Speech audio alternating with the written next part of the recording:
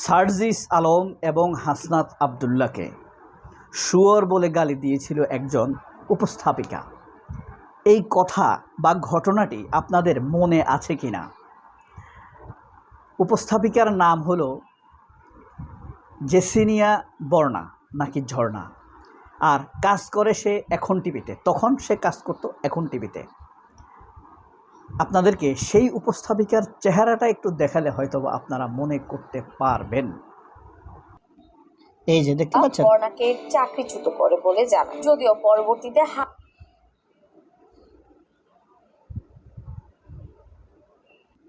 নিশ্চয়ই এখন চিনতে পারছেন। এর নাম জেনেসিয়া বর্ণা। এরপরেই তাকে ওই সময় টিভি থেকে চাকরিচ্যুত করা হয়। আসলে সময় টিভির ভিতরে কিন্তু এইসব এমনি প্র্যাকটিস করা হয়। ইসলামকে গালি দেওয়া, তারেক রহমানকে গালি দেওয়া, জামায়াতের শিবিরের লোকদেরকে বিশ্রীভাবে গালি দেওয়া, এগুলা তাদের ভিতরের প্র্যাকটিস। হ্যাঁ, এটা আমি দায়িত্ব নিয়ে বলতে পারি। আমি তাদের সাথে অনেক আড্ডা ফাড্ডায় অংশগ্রহণ করেছি। তারা বিশ্রী নোংরা ভাষায় গালাগালি করে, দুরুদ শরীফের প্যারোডি করে, তারা কোরআন শরীফের প্যারোডি করে নোংরাভাবে। তারা এত ভয়ঙ্কর, তারা কথা বুঝছেন তো। এগুলা হয় ওই প্র্যাকটিসের আলোকেই এ বলছে। তার মানে এর দোষ নেই আমি কিন্তু বলছি না। এইটা আরও শয়তান, এটা নর্থ সাউথের ছাত্রী, বুঝতে পারছেন। এখন এই জেনেসিয়া বর্ণা নাকি ঝর্ণা, সে তাকে এখন চাকরি দিছে কে জানেন? বসুন্ধরার ওই যে মুনিয়ার প্রেমিক, মনে আছে? মুনিয়ার প্রেমিক আনবীর।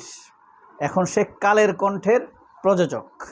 আপনাদেরকে একটু দেখে, সেখানেও মিথ্যা কথা বলতেছে। চেহারা দেখলে আপনারা নিশ্চয়ই চিনতে পারবেন। সম্প্রতি মূল ঘটনাটা হলো, দেখাবো আবার চেহারা। সেটা হলো একটা অনুষ্ঠানে তিনটা মিথ্যা কথা ছড়িয়েছে।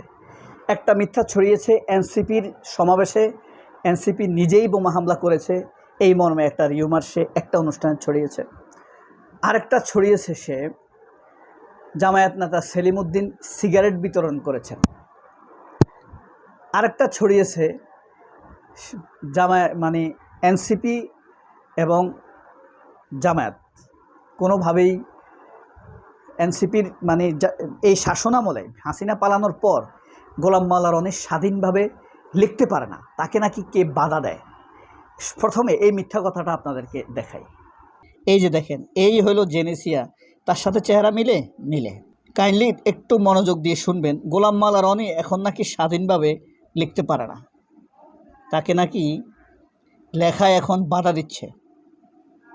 আমি শেখ হাসিনার জমানাতে যেটা লিখেছি তার 100 ভাগের 1 ভাগ আমি এখন লিখতে পারছি না।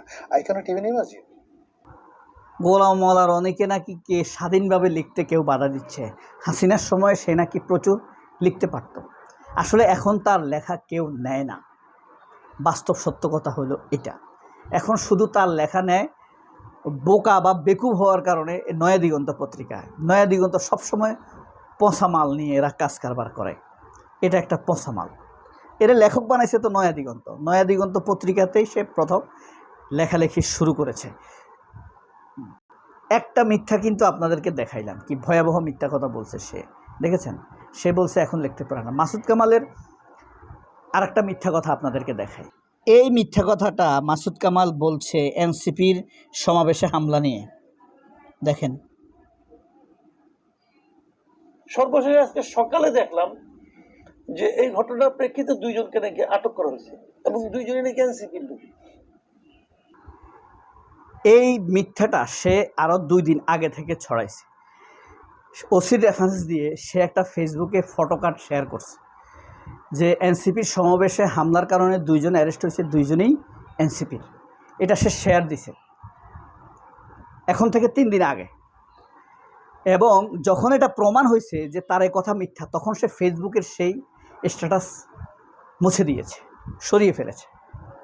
আবার টকশোতে এসে সে সেই মিথ্যা কথাটা বলল। তার মানে জেনে শুনে বুঝে সজ্ঞানে এই মিথ্যা কথাটা বলছে। ভাই, আপনি এনসিপি পছন্দ না করেন, আমি কি এনসিপি করি? আমি কি বিএনপি করি? আমি কি জামাত করি? না। আমার কথাটা সত্য কথাটা বলার একটা মজা আছে। এই জিনিসটা তার ছেলে জানবে না, তার মেয়ে জানবে না, তার বউ জানবে না যে সে মিথ্যা কথা বলছে। জানবে না? জানবে। তখন তাদের সামনে তার ব্যক্তিত্ব কী অবস্থা যাবে। আর ওভারঅল সে আসলে ব্যক্তিত্ববান মানুষ বলে আমার কাছে অন্তত মনে হয় না। আচ্ছা, আপনাদেরকে এর পরের ঘটনাটা আমি নেক্সট মিথ্যা, দুইটা মিথ্যা গেল। একটা মিথ্যা হইল গোলাম মোল্লা রনি এখন আর লিখতে পারে না। দ্বিতীয় হইল এনসিপির সমাবেশে যারা হামলা করছে, অ্যারেস্ট হয়েছে, তারা নাকি এনসিপির লোক। তৃতীয় মিথ্যাটা আপনাদেরকে শোনাই। এই যে দেখেন, সেই জেনিসিয়া, সেই সার্জিসকে গালি দেওয়া সেই উপস্থাপিকা, দেখেন একটা সরল বিষয় কিভাবে মিথ্যা কথা সে ছড়ায়।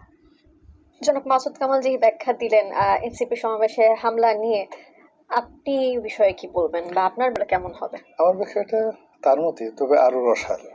আচ্ছা, আরো রসালো যে আমি প্রথম যখন ঢাকা উত্তরের মেয়র নির্বাচনের প্রার্থী সেলিমউদ্দিন জনগণের মধ্যে সিগারেট বিতরণ করছেন। সিগারেট তো একটি মাদক দ্রব্য আমরা যতদূর জানি, তাহলে একজন জামায়াত নেতা আসলে কিভাবে সেটি বিক্রি করেন, এমন প্রশ্ন জনগণের মনে উঠেছে।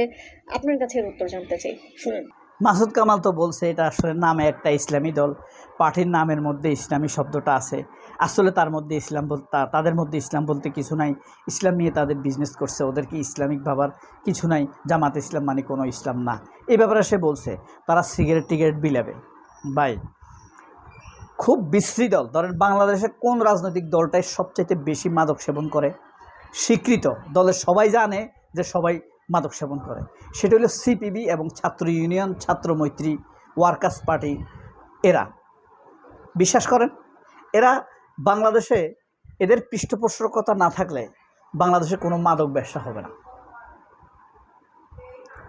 বাংলাদেশে তো ছাত্রলীগ এখন চুপ মাইরা আছে, ছাত্রলীগ, যুবলীগ আর এনসিপি, সিপিবি, ছাত্র ইউনিয়ন, ছাত্রফ্রন্ট, এরা মাদক সেবন বন্ধ করে দিলে বাংলাদেশে মাদক সেবন বন্ধ হয়ে যাবে।